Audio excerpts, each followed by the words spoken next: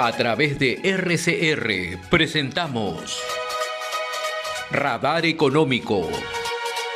Gracias a el Instituto Peruano de Economía, IPE.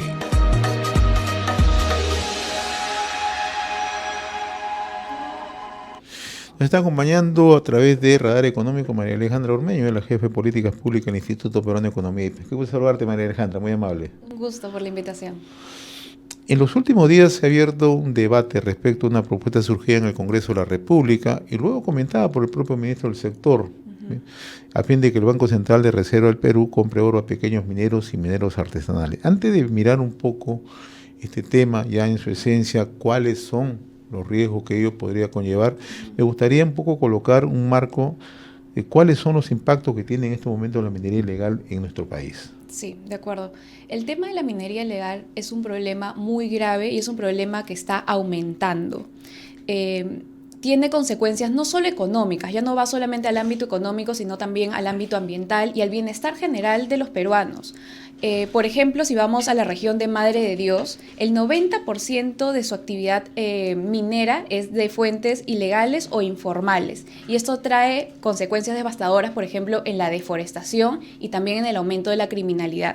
Pero lamentablemente no es solamente una región. Si nos vamos, por ejemplo, al norte a La Libertad, podemos ver que la minería ilegal ya está hasta atacando a la minería legal. Un ejemplo muy claro es el de la minera La Poderosa, que ha tenido más de 17 atentados de mineros ilegales que se disfrazan y al final son más como criminales, ¿cierto? Pero además, si nos vamos, por ejemplo, al norte, podemos ver que los mismos mineros ilegales tienen problemas porque tienen unas condiciones laborales precarias, con horas de trabajo muy fuera de lo que deberían ser y además con muy pocos equipos de seguridad.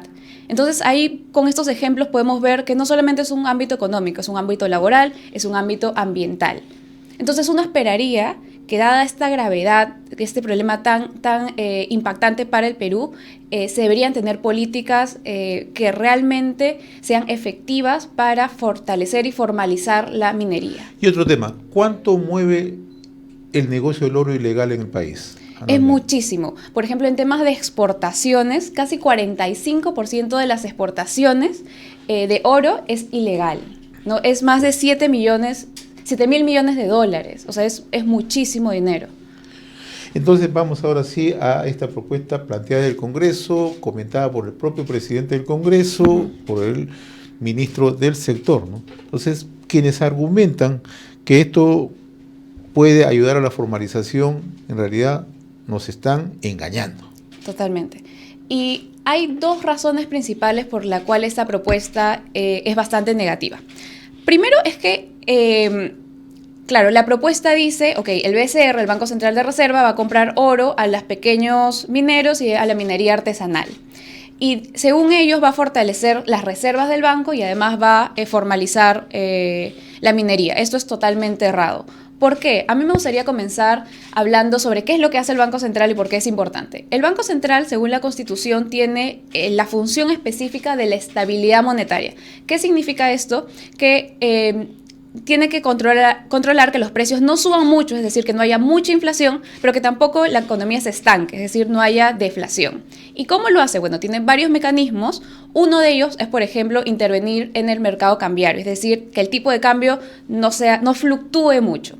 Y otro es tener reservas internacionales netas. Tener sus reservas, ¿para qué? En caso haya alguna crisis económica, alguna crisis financiera, puede intervenir.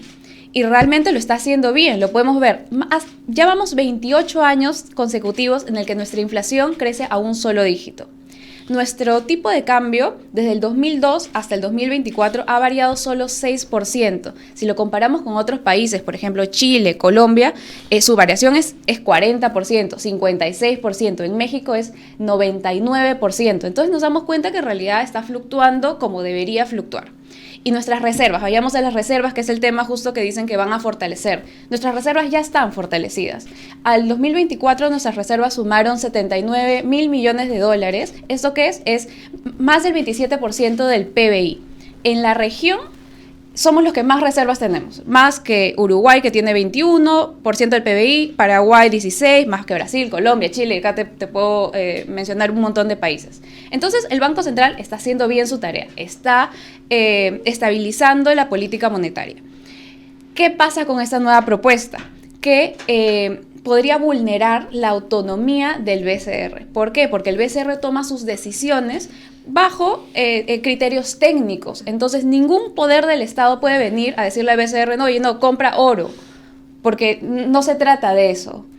Estás vulnerando la credibilidad de una entidad muy importante que está haciendo bien su trabajo. Ahora, el otro aspecto, ¿no? Cuando se trata de argumentar que esto va a fomentar una formalización más rápida, una formalización en un menor plazo y garantizar que los mineros informales y los mineros artesanales puedan beneficiarse con la venta del oro. Pero tenemos un tema, ¿no? El tema es el famoso reinfo, o sea, quienes de una u otra manera empiezan a comentar este tema, dicen, quienes tienen el reinfo podrían ser los grandes beneficiados porque pueden acopiar ese oro ilegal. Entonces eso se puede dar. Y te lo voy a poner en varios ejemplos, porque nos están escuchando en varios puntos del país. ¿Qué puede ocurrir en Patasco? Tú has señalado. ¿Qué puede ocurrir en Otusco? ¿Qué puede ocurrir en Sánchez Carrión? ¿O qué puede ocurrir en Quirubilca, que es el corredor minero de La Libertad en la zona altoandina? ¿O qué puede ocurrir en Piura, donde nos están escuchando en estos momentos? En Tambo Grande, ¿qué puede ocurrir en Lomas? ¿Qué puede ocurrir en Suyo? ¿Puede ocurrir en Zapica, que son zonas fronterizas con Ecuador? ¿O qué puede ocurrir en Madre de Dios? ¿O qué puede ocurrir en Ica, en Palpa, en Nazca? ¿O qué puede ocurrir en La Nanea o en la zona de Rinconada, en Puno? Que los mineros, que los que tienen ese reinfo, que tienen este pasaporte, adquieran oro y lo legalizan. Y eso significa que eso que tú mencionas hace unos instantes, esos 7.000 millones, pueden ser una suerte ya de lavado. Totalmente. Y en realidad lo que mencionas y cómo lo ejemplificas es muy importante porque no es solo una región. Claro. Nos damos cuenta que es a lo largo del Perú.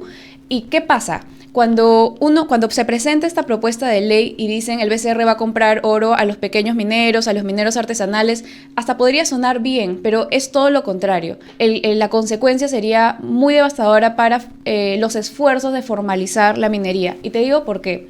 Porque en el oro hay un gran problema de trazabilidad. Según la Ley General de Minería, comprar oro es libre, pero depende del comprador verificar el origen del oro. Entonces, el BCR, como te estaba mencionando, tiene sus competencias en temas de estabilidad monetaria. No tiene competencias en temas de regulación, supervisión minera. Entonces, ¿te imaginas una entidad como el BCR con credibilidad, con estabilidad, que esté comercializando oro ilegal? O sea, esto es totalmente un despropósito. Y no saber de dónde proviene. Y no saber de dónde proviene, claro, porque no hay forma de saber, no hay esta trazabilidad del oro para saber.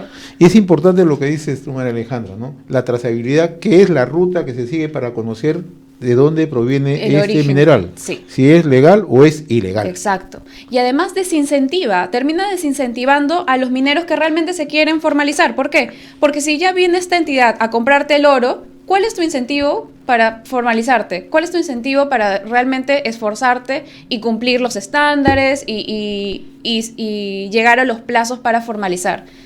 Caen, ¿cierto? Porque ya te están comprando el oro.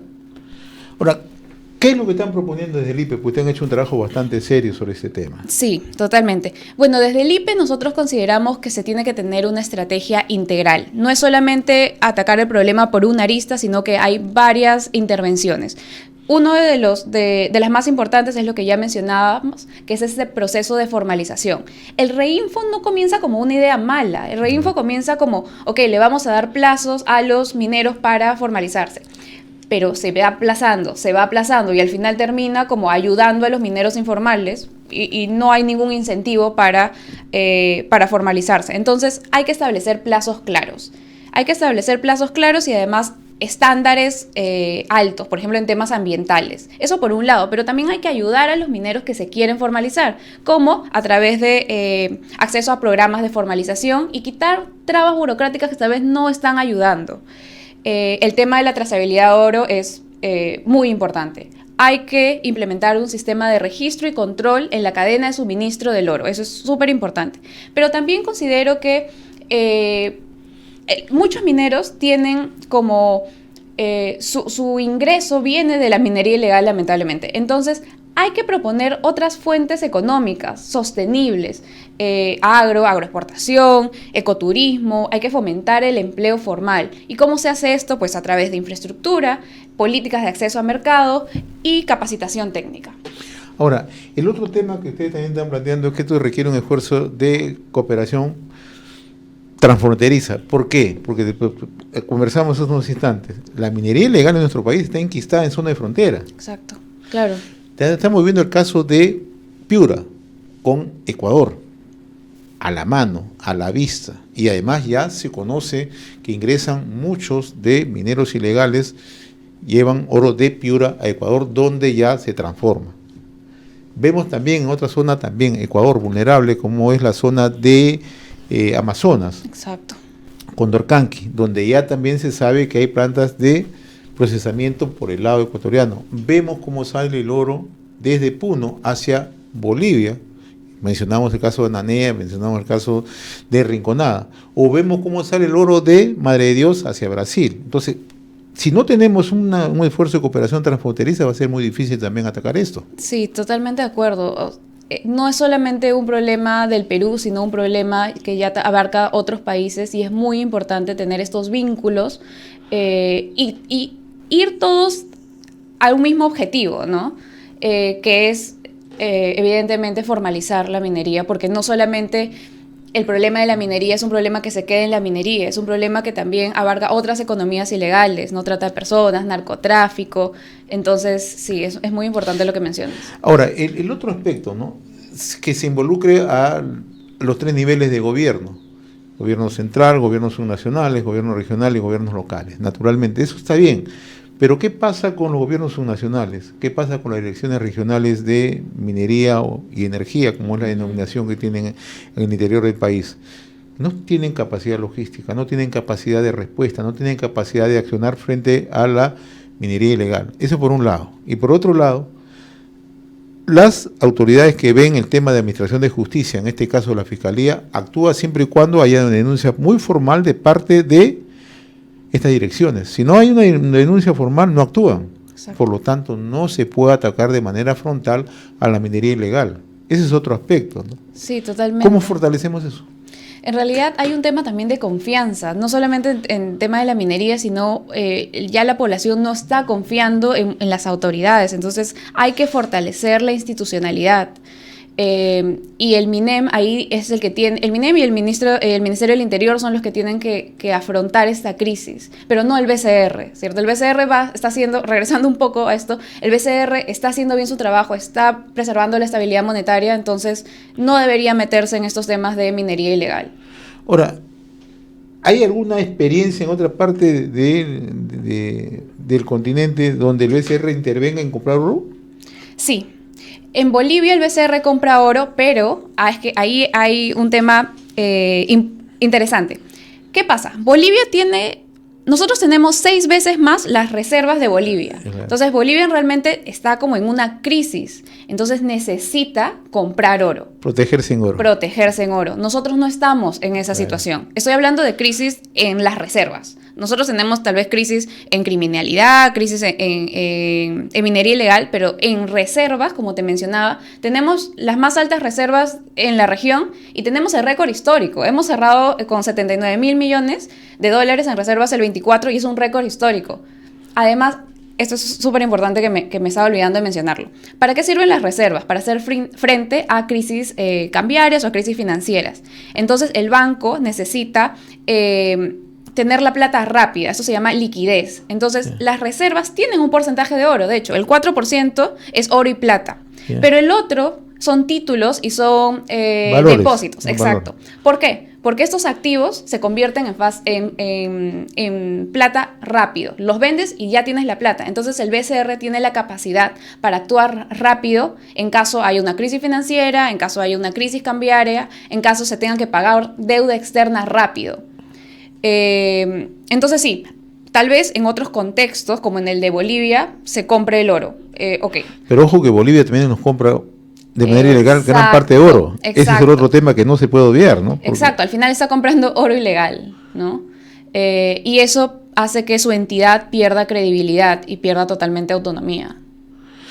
interesante el tema en realidad y para seguirlo, porque en realidad marca una discusión que debería zanjarse por el bien del país, no simplemente con el afán coyuntural o el afán electoral, porque también estamos acercándonos a un proceso electoral que puede ser bastante peligroso y puede ser muy apetitoso para algunos sectores que reciben financiamiento de la minería ilegal, ¿no? Sí, totalmente. Sí. María Alejandra, yo te agradezco como siempre la amabilidad que has tenido con nosotros a través de Radar Económico, que llega siempre gracias al Instituto Peruano de Economía. Muy agradecido, María Alejandra. Gracias a Muy gentil, ustedes. gracias. Bien, hasta aquí nuestra secuencia Radar Económico en RCR, Red de Comunicación Regional. Hemos presentado Radar Económico. Gracias a el Instituto Peruano de Economía, IPE.